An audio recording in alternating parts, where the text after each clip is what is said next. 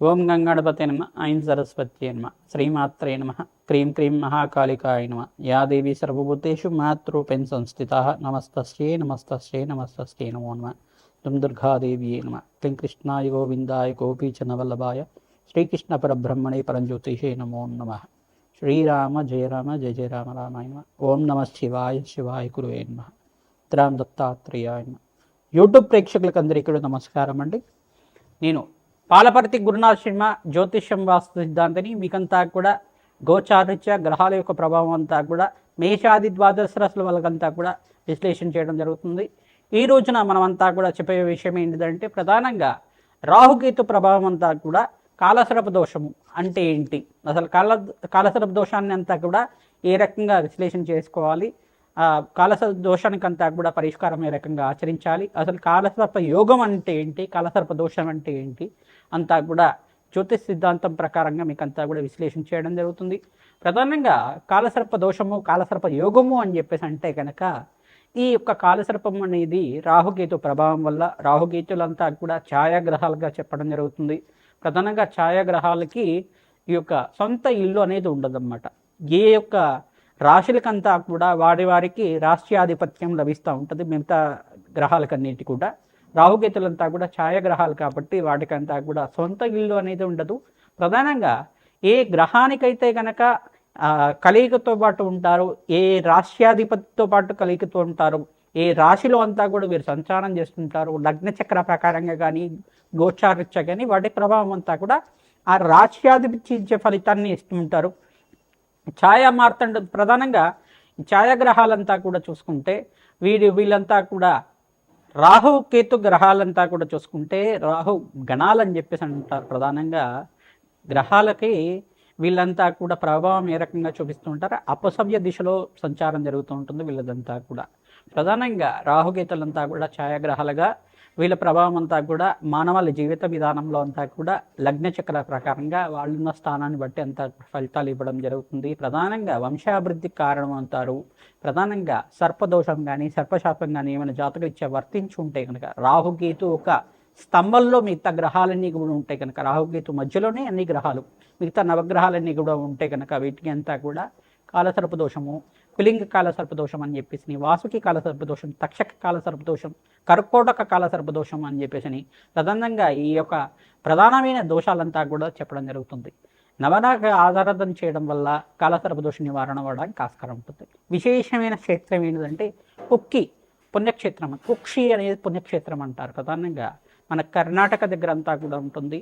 ఈ యొక్క సుబ్రహ్మణ్య స్వామి అంతా కూడా వాసుకి రూపంలో అంతా కూడా అక్కడ పుణ్యక్షేత్రంగా చెప్పడం జరుగుతుంది. ఆ పుణ్యక్షేత్రంలో అంతా కూడా చాలా విశేషమైన పుణ్య ఫలితాలు రావడానికి ఆస్కారం ఉంటుంది. ప్రతినిత్యం కూడా మీరు సుబ్రహ్మణ్య స్వామి ఆరాధన చేయడం, ఇట్లా నాగులున్న ప్రాంతం దగ్గర అంటే జోడు నాగులంతా కూడా ఉంటాయి. ప్రధానంగా చూసుకుంటే రావి చెట్టు ఉన్న ప్రాంతం దగ్గర ఈ నాగేంద్ర స్వామి విగ్రహాలంతా కూడా సర్పరూపంలో ప్రతిష్ఠ చేస్తుంటారు. సంతాన యోగం కోసం కావచ్చు, మరియు శీఘ్ర కళ్యాణ యోగం కోసమైనా కావచ్చు, శ్రీకాళహస్తి దగ్గర అయినా కావచ్చు, పుణ్యక్షేత్రంలో అంతా కూడా జోడు నాగులంతా కూడా సర్పరూపంలో మానసదేవ స్వరూపంలో అంతా కూడా ప్రతిష్ఠ చేయడం జరుగుతూ ఉంటుంది.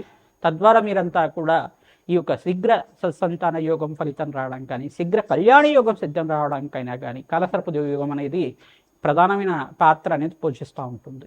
ప్రధానంగా 1, 2, 5, 7, 8 ఈ స్థానాల్లో కనుక రాహుకేతు సంచారం అంతా కూడా జరిగితే ఈ యొక్క కాలసర్ప దోషం ఉంది అని చెప్పేసి నేను నిర్ధారణ చేసుకోవాల్సి ఉంటుంది. నవమ స్థానంలో రాహు కానీ కేతు కానీ సంచారం చేస్తే పితృదోషం పితృశాపం అనేది చెప్పడం జరుగుతుంది. ప్రధానంగా కాలసర్ప దోషం అనేది ఈ స్థానాల్లో ఉంటే కనుక, 1వ స్థానం ఉంటే కారకో భావనాశయ, ఇప్పుడు శరీర కారకత్వాలంతా కూడా రోగ కారకత్వాన్ని చెప్తూ ఉంటుంది. ఎప్పుడైనా కానీ లగ్నంలో రాహు సంచారం జరుగుతుంటే కనుక శరీరాన్ని అనారోగ్య భావాలంతా కూడా ప్రధానంగా చెప్పడం జరుగుతుంది. అనారోగ్య ప్రభావం అనేది ఉంటుంది. ప్రధానంగా గుహ్య రోగాలు అనేది రావడం కానీ, ప్రధానంగా ఈ యొక్క ఉబ్బరం కానీ, ప్రధానంగా లంగ్స్ ఇన్ఫెక్షన్ రావడం కానీ, ఆస్తమా లాంటిది ఉండడం కానీ, బ్రీతింగ్ ప్రాబ్లమ్స్ ఉండడం కానీ, ప్రధానంగా చూసుకుంటే వీళ్ళకంతా కూడా ఈ యొక్క ఆర్టిజంతో బాధపడటం కానీ జరుగుతూ ఉంటుంది. ఈ యొక్క స్థానాల్లో ఉంటే కనుక రాహుకేతు సంచారం జరుగుతుంటే, చంద్రుడు రాహు కలిగితూ ఉంటే కొంచెం హార్ట్ ప్రాబ్లమ్స్ అనేది ఉండడం కానీ జరుగుతూ ఉంటుంది. ఇట్లాంటి ప్రాబ్లమ్స్ అనేది జరుగుతూ ఉంటాయి. ప్రధానంగా రాహుకేతులంతా కూడా గోచారిత్య వీళ్ళ ప్రభావం చాలా ఎక్కువగా ఉంటుంది. ఎక్కువ సంవత్సరాలంతా కూడా వీళ్ళ దశ అంతా కూడా నడుస్తుంది కాబట్టి తద్వారా మానవాళికి మేషాది ద్వాదశ వాళ్ళకంతా కూడా ప్రభావం ఎక్కువగా ఉంటుందన్నమాట. విదేశీయాన యోగం సిద్ధించాలన్నా, ప్రధానంగా స్థిర ఐశ్వర్యం రావాలన్నా, ఆకస్మికంగా ధనయోగం ధన ప్రాప్తి రావాలన్నా రాహుకేతు ప్రభావం అంతా కూడా ముఖ్య పాత్ర పోషిస్తూ ఉంటుందన్నమాట. ప్రధానంగా అమ్మవారి ఆరాధన, దుర్గాదేవి ఆరాధన చేసుకోవడం, మానసాదేవి ఆరాధన చేసుకోవడం, మానసాదేవి చరిత్రనంతా కూడా ప్రతినిత్యం కూడా మీరు ప్రవచనంలాగా వింటూ ఉండడం వల్ల శ్రేష్టమైన ఫలితాలు పొందడానికి ఆస్కారం ఉంటుంది. స్కందోత్పత్తి అనే చరిత్ర ఉంటుంది. ప్రధానంగా సుబ్రహ్మణ్య స్వామి వారి చరిత్ర అంతా కూడా వినడం వల్ల మీరంతా కూడా శీఘ్ర సంతాన యోగ ప్రాప్తి కలగడానికి ఆస్కారం ఉంటుంది. ప్రధానంగా ఈ రాహుకేతు ప్రభావం వల్లే స్త్రీలలో కొంతమందికి వైదవ్య దోషం అనేది వస్తూ ఉంటుంది అన్నమాట. కొంతమందికి అయితే కనుక అనారోగ్య ఇబ్బందులు ఇంతమంది చెప్పుకున్నాం కదా. పంచమ స్థానంలో రాహు కానీ కేతు కానీ సంచారం చేస్తే ప్రధానంగా వీళ్ళకి కొంచెం అంతా కూడా ఈ యొక్క గర్భదోషాలు అనేది రావడం జరుగుతుంది. ప్రధానంగా దీన్ని పీసీఓఎస్ ప్రాబ్లం కానీ పీసీఓడి ప్రాబ్లం అని చెప్పేసి అంటూ ఉంటారు.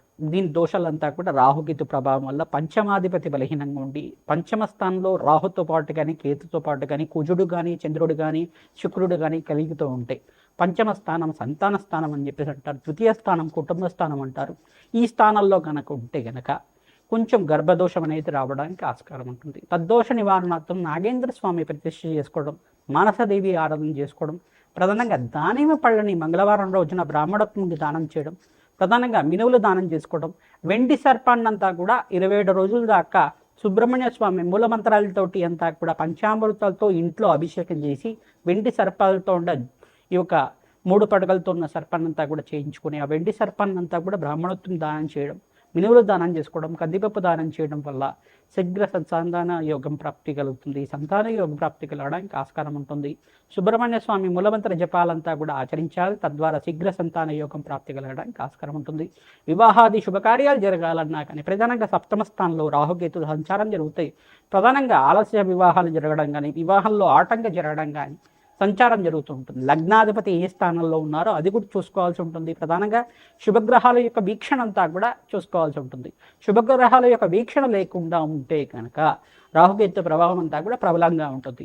తద్వారా ప్రతి విషయంలో కానీ ఆటంకాలు జరుగుతూ ఉండడం, వాయిదా పడుతూ ఉండడం కానీ, అనుకున్న పనులంతా కూడా సమయానికి జరగకపోవడం కానీ జరుగుతూ ఉంటాయి. తద్వారా ప్రతినిత్యం కూడా అమ్మవారి ఆరాధన చేసుకోవడం వల్ల సర్పసూక్త పారాయణం చేయించడం, మానసదేవి మూలమంత్రాన్ని అంతా కూడా జపాలు ఈ యొక్క తర్పణాలంతా కూడా ఆచరించడం గల ప్రధానంగా సర్పమండలం అంతా కూడా వేసి దానికంతా కూడా నవరాగ బలి అంతా కూడా ఆచరించడం వల్ల మీకంతా కూడా శీఘ్ర సంతాన యోగ ప్రాప్తి, శీఘ్ర వివాహ యోగ ప్రాప్తి, వివాహమాది శుభకార్యాలు కలగాలన్నా సర్పదోషము సర్పశాపం ఉందనేది మీ జాతకరీత్యా ఏ స్థానంలో ఉంది, ఏ యొక్క దశల్లో ఉంది సర్పశాపం అంతా కూడా విశ్లేషణ చేయడం జరుగుతుంది. తద్వారా మీకంతా కూడా ఈ యొక్క సర్పదోష నివారణార్థం, రాహుకేతు దోష నివారణార్థం అంతా కూడా ఈ స్థానాల్లో ఉంటాయి కనుక కాలసర్ప దోషాలు ఈ యొక్క ప్రధానమైన దోషాలు అని చెప్పడం, పద్మకాల సర్పదోషము, కులింగ కాల సర్పదోషం, అనంత తైష కాల సర్పదోషాలు అని చెప్పేసి ప్రధానమైన దోషాలంతా కూడా ఉంటాయి. ఆ దోష నివారణార్థం అంతా కూడా విశ్లేషణ చేయించుకొని, జ్యోతిష్ సిద్ధాంతాలతో విశ్లేషణ చేయించుకొని జాతకరీత్యున్న పరిహారం అంతా కూడా ఆచరించడం వల్ల శీఘ్రమే సత్సంతాన యోగం కలగడానికి కానీ, ఎవరైతే వివాహాది శుభకార్యాల కోసం ప్రయత్నం చేసుకుంటున్నారో వాళ్ళకంతా కూడా శీఘ్రంగా అతి శీఘ్రంగా కళ్యాణి యోగ ప్రాప్తి కలగడానికి కానీ ఆస్కారం ఉంటుంది. సుబ్రహ్మణ్య స్వామి కళ్యాణం ఆచరించడం వల్ల శ్రేష్టమైన ఫలితాలు పొందుతారు. మానసదేవి ఆరాధన చేయడం వల్ల శ్రేష్టమైన ఫలితాలు పొందడానికి ఆస్కారం ఉంటుంది. లక్ష్మీ నరసింహస్వామి ఆరాధన చేసుకోవడం వల్ల శ్రేష్టమైన ఫలితాలు పొందడానికి ఆస్కారం ఉంటుంది. తద్వారా మీకంతా కూడా తద్దోష నివారణాత్మక అంతా కూడా తీరి మనోవాంఛాలంతా కూడా ధర్మబద్ధమైన కోరికలంతా కూడా తీరడానికి ఆస్కారం ఉంటుంది. రాహుకేతు ఆరాధన చేసుకోవడం వల్ల అఖండమైన ఐశ్వర్య ప్రాప్తి కలుగుతుంది. కోటేశ్వర యోగం సిద్ధించడానికి ఆస్కారం ఉంటుంది. ధనధాన్యాది సమృద్ధి కలగాలన్నా, మీకు స్థిరత్వమైన ఐశ్వర్యం సిద్ధించాలన్నా, స్థిరాస్తి కలగాలన్నా రాహుకేతు ప్రభావం అంతా కూడా మానవాళి మీద చాలా బాగా ఉంటుంది. కావున ఈ ప్రభావం అంతా కూడా దోష నివారణార్థం జన్మజాతకం ప్రధానంగా ఉంటుంది. కావున జాతకరీత్యా ఉన్న దోషాలకంతా కూడా పరిష్కారం ఆచరించండి. శ్రీమాత్రే నమః. మిథున రాశి జాతకులకి రాశి తెలిసి ఉంటే రాశిని చూసుకోండి, లగ్నం తెలిసి ఉంటే లగ్నం చూసుకోండి. రాహుకేతులు కనుక ఈ స్థానంలో ఉంటాయి కనుక ఖచ్చితంగా మీకంతా కూడా రాహుకేతు దోషం వర్తించిందనేది తెలుసుకోవాల్సి ఉంటుంది. ప్రధానంగా ప్రథమ స్థానంలో కానీ, ద్వితీయ స్థానంలో కానీ, పంచమ స్థానంలో కానీ, చతుర్థ స్థానంలో కానీ, సప్తమ స్థానంలో కానీ, అష్టమ స్థానంలో కానీ రాహుకేతు సంచారం జరిగి ఉంటే కనుక మీకంతా కూడా కాలసర్ప దోషంలో ఒక దోషం వర్తించింది, కాలసర్ప యోగాన్ని అంతా కూడా వర్తించింది, దుర్దోషం అని చెప్పేసి అంటారు.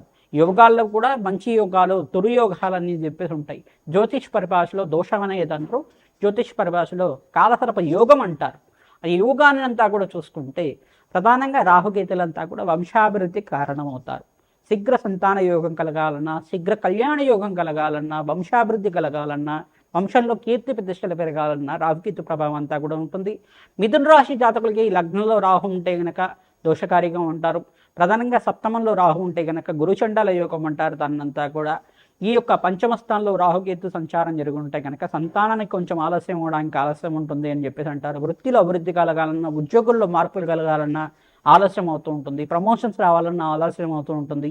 ఈ కారకత్వాలంతా కూడా చెప్తారు. అష్టమ స్థానంలో అంతా కూడా ఆయునాశన ప్రధానంగా అంటే అల్పాయుషతో ఉండడానికి ఆస్కారం ఉంటుంది. ఈ దోష నివారణ అంతా కూడా చేసుకోవడానికి ప్రధానంగా వాహన ప్రమాదాలు జరగడానికి ఆస్కారం ఉంటుంది. ఈ దోషాన్ని పరిపూర్ణంగా నివారణ చేయడానికి అంతా కూడా కుక్షి పుణ్యక్షేత్రంలో సర్ప సంస్కార పూజ ఆచరించడం, మీ దగ్గరలో ఉండే దేవాలయంలో అంతా కూడా నాగేంద్ర స్వామి ప్రతిష్ఠ చేసుకోవడం వల్ల, సర్ప ప్రతిష్టను ఆచరించడం వల్ల, సర్ప మండలాన్ని అంతా కూడా వేసి అక్కడంతా కూడా నాగ ప్రతిష్ఠ అంతా కూడా ఆచరించుకోవడం, నాగ ప్రతిష్ఠ దగ్గర అంతా కూడా నాగ బలిని అంతా కూడా ఆచరించడం వల్ల శ్రేష్టమైన ఫలితాలు ఆరాధన చేసుకోవడానికి ఆస్కారం ఉంటుంది. ప్రధానంగా నాగదేవత ఆరాధన చేయడం వల్ల అఖండ రాజయోగ ప్రాప్తి కలుగుతుంది. సర్పసూక్త పారాయణం చేయించి ఉండాలి. ప్రధానంగా ఈ యొక్క సర్పదేవతకంతా కూడా మనసదేవి రూపాన్నంతా కూడా అక్కడ ఆవాహనం చేసుకొని మనసదేవి ప్రీతికరంగా జపము హోమాది కార్యక్రమాలు ఆచరించుకోవడం వల్ల శ్రేష్టమైన ఫలితాలు పొందుతారు.